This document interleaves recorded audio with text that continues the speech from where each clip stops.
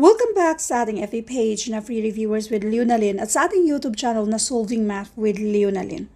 Now, let's answer questions from one of our followers at kung nakikita nyo dito sa sinisend niya, medyo marami ito. So, bali isa-isahin natin or by groups natin siyang sasagutan. Sa videong ito, mga tatlo lang muna ang sagutan natin. Number 1. What letter should replace the question mark in the sequence? Kapag mga ganito, pattern lang ang hanapin natin.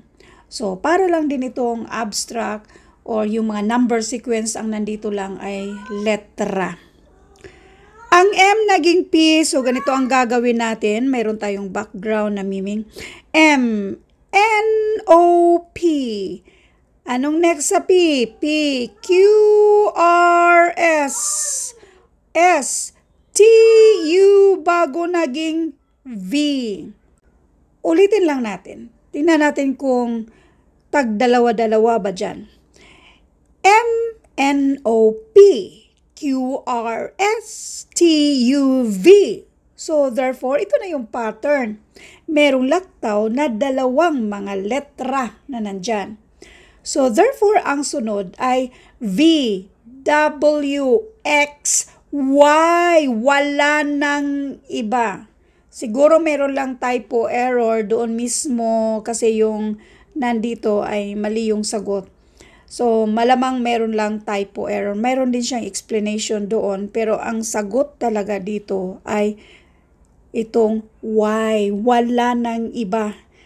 Klaro man yan. Maliban na lang kung iba na yung nasa alphabet. Diba? Ang sunod naman dito sa M. N-O man. Tapos anong next sa O? P. P, Q, R, S. Anong next sa S? S, T, U, V. Tig-dalawang letra ang nasa gitna. So, dapat meron ding dalawa pagkatapos sa letter V. V, W, X, Y. Kaya Y ang sagot dyan. Next, number 2. Which letter will replace the question mark? Doon ulit tayo, ano bang meron sa gitna dito bago naging D, naging G, naging J para makuha natin yung sagot. A. A, B, C, D. D. D, E, F, G. G. H. I, J. So, ganun din ang pattern na nandito. Dalawang letra ang nasa gitna. Ulitin nga natin. A, B, C. D, E, F. Yun naman talaga ang next. G, H, I, J, K, L, M. Therefore, dapat M ang tamang sagot dyan. Pattern. Tig-dalawa-dalawa din ang nasa pattern dito.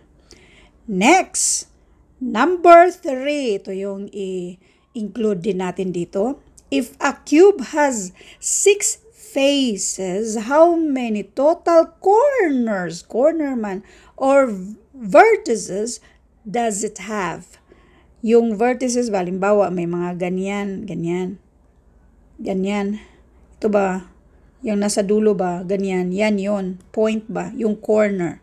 So, ngayon dito tayo sa cube. So, therefore, mag-drawing tayo ng cube. Yan. So, 6 faces man daw itong cube na ito. 6 faces. 6 faces. Yan. Ating hanapin kung i-count one by one kung ilan ba yung corner dito. 1, 2, 3, 4, 5, 6. Yung nandito sa harap, 7. At nandyan sa likod, 8. Therefore, ang sagot dito ay 8. Letter B. Thank you for watching and all. I hope na meron kayong natutunan sa videong ito. Thank you and God bless.